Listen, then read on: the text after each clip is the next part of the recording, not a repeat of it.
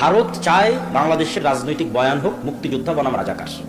এটা হচ্ছে ভারতের নির্ধারিত ফ্রেম, এটা হচ্ছে ভারতীয় বয়ান বাংলাদেশকে বিভক্ত করার। পৃথিবীর কোনো দেশে জয় পরাজয়ের পর আর আলাদা করা হয় না কাউকে। ধরো মোহাম্মদ ইসলাম মক্কা বিজয় করলো, মক্কা বিজয় করার পর যদি বলে এই আবু সুফিয়ানের ছেলেরা আর যারা মক্কায় আমার বিরুদ্ধে যুদ্ধ করতো এরা সব রাজাকার, এদেরকে কোনো পদ দেওয়া যাবে না, এদেরকে কোনো দায়িত্ব দেওয়া যাবে না, কেন এরা রাজাকার, এরা তো আগে থেকে রাসূলের বিরুদ্ধে ছিল। তাহলে একটা রাষ্ট্র প্রথমেই ভেঙে যায়, একটা রাষ্ট্রের মধ্যে প্রথমেই বিভেদ তৈরি হয়ে গেল। মোহাম্মদ ইসলাম কি নেতৃত্ব দিবে, কি রাষ্ট্র তৈরি করবে? উনি তো আগেই ওনার জনগণকে ভাগ করে দিচ্ছে, যারা আমার সাথে মদিনায় ছিল ওদেরকে সব ক্ষমতা দিব, আর যারা আমার সাথে মদিনায় ছিল না, যারা মক্কায় আমার বিরোধিতা করেছে তাদেরকে দিব না। বরং রাসূল সাল্লাল্লাহু আলাইহি ওয়াসাল্লাম কি করেছে তোমরা জানো? রাষ্ট্র পরিচালনার ট্রিক্স, রাষ্ট্র গড়তে চাইলে এটা করাই লাগবে, কোনো রাস্তা। রাসূল সাল্লাল্লাহু আলাইহি ওয়াসাল্লাম মক্কা বিজয়ের পর হুনাইনের যুদ্ধে বিজয়ী হয়ে যত গনিমতের মাল ছিল আল্লাহর ওয়াস্তে সব গনিমতের মাল, 90% গনিমতের মাল, 80% গনিমতের মাল মক্কার নতুন মুসলিমদের দিয়ে দিয়েছে।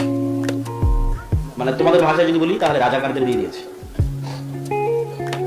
এখন যারা মুক্তিযোদ্ধা, মানে যারা আগে থেকে ইসলামকে ধরে রেখেছে, এত মন খারাপ। তখন রাসূলুল্লাহ সাল্লাল্লাহু আলাইহি ওয়াসাল্লাম আনসারী এবং মুহাজির এই দুই সাহাবী তাদের সামনে দাঁড়িয়ে বিশাল ভাষণ দিল। বলল, মক্কার নতুন মুসলিমরা নিয়ে যাচ্ছে সকল সম্পদ গনিমতের মালের, আর তোমরা আনসারী আর মুহাজিররা নিয়ে যাচ্ছ আল্লাহর নবীকে তোমাদের বাড়িতে, তোমাদের মদিনায়। বলেন আল্লাহু আকবার। তখন ওই মদিনায় যে মুহাজির এবং আনসার সাহাবীরা ছিল ওদের চোখ দিয়ে পানি পড়তেছে। এটা কিন্তু এই কথাটার ভার বুঝতে হলে আপনাকে বুঝতে হবে আল্লাহর নবীর বাড়ি মক্কা, আল্লাহর নবীর শৈশব মক্কা, আল্লাহর নবীর কৈশোর মক্কা, আল্লাহর নবীর যৌবন মক্কা, আল্লাহর নবীর বংশ মক্কা, আল্লাহর নবীর স্মৃতি মক্কা। তাহলে মক্কা বিজয়ের পর মন কি চায় না যে আমি মক্কায় থাকি? কোন মানুষ নাই যার মন চাইবে না যে আমি মক্কায় থাকি?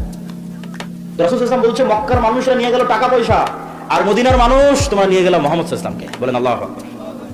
তাহলে রাষ্ট্রকে বিভেদ করতে হয় না, ভারত চায় এই রাষ্ট্রটা বিভক্ত থাকুক।